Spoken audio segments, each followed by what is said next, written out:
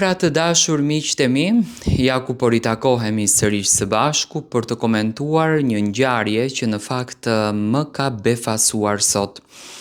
Unë e di që disa persona e kanë shumë problem që t'i ngacmosh në gjumë, t'i zgjosh në gjumë me provokime, të bërtasësh. Do me thënë gjumi është gjëja më delikate që një njeri mund ta ketë në veten e tij.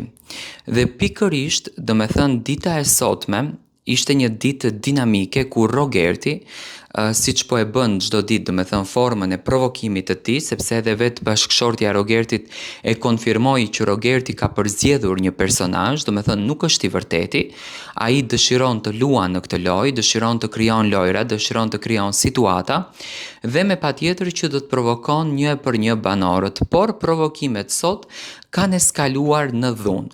Unë e kam thënë që do të rrihen këto banorë dhe sot vetëm se sa filluan.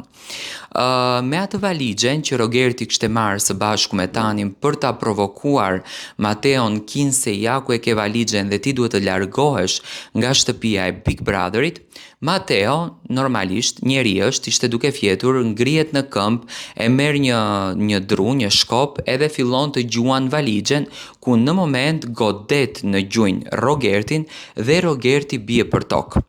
Tani, mua nuk mu duk aq goditje, sa mu duk më së shumti shfrytëzim i situatës nga ana e Rogertit për t'u viktimizuar dhe për të qenë në qendër të vëmendjes. Tani, Rogerti i provokoi pafund, unë mendoj që kur do japësh të presësh edhe të marrësh. Dhe në këtë rast Mateo bëri këtë lëvizjen. Produksioni nuk ndërhyri vetëm në momentin kur Mateo gjuajti, do me thënë goditi Rogertin dhe e hudhi valigjen, do me thënë produksioni ndërhyri, Mateo kujdes mikrofonin. Realisht, unë e shoh të frikshme qëndrimin e këtyre banorëve aty brenda. Tashmë lojën e kanë personalizuar krejtësisht. Kjo nuk është lojë. Inatet e tyre, të cilat janë për lojë, mllefet e tyre, të cilat janë për lojë, këto banorë i nxjerrin në personale dhe fillojnë që të kërcënojnë njëri tjetrin, ku kërcënimet mund t'i çojnë deri në rrahje, gjë e cila në fakt sot do të ndodhte brenda kësaj shtëpie dhe do të bështe një tmerr i papar. A do të duhej një zar fizik për veprimet që ndodhen sot? Me patjetër që po. A do të duhet të ndalohen këto lloj provokime që në fakt nuk e kanë sensi njerëzor, por janë provokime pa asnjë lloj limiti dhe pa asnjë lloj respekti?